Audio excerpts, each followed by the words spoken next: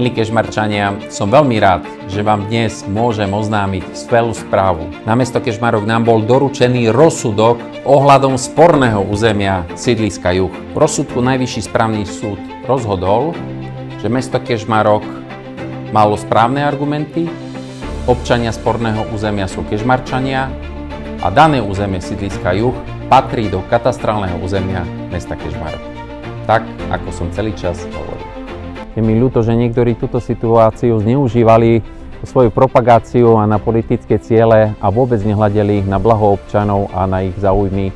Vždy som stále stojím na strane ľudí, rešpektujem ich vôľu a pre mňa je to prioritné a prvoradé hájiť záujmy Kežmarčanov. Práve sme na spornom území, kde žije 3200 ľudí a 34 rokov problémov spojených s vysporiadaním, či patria do mesta Kežmarok alebo do obce Ľubica. Mrzí ma, že museli prejsť všetkými týmito problémami, ale dnes tento problém je vyriešený rozhodnutím Najvyššieho správneho súdu.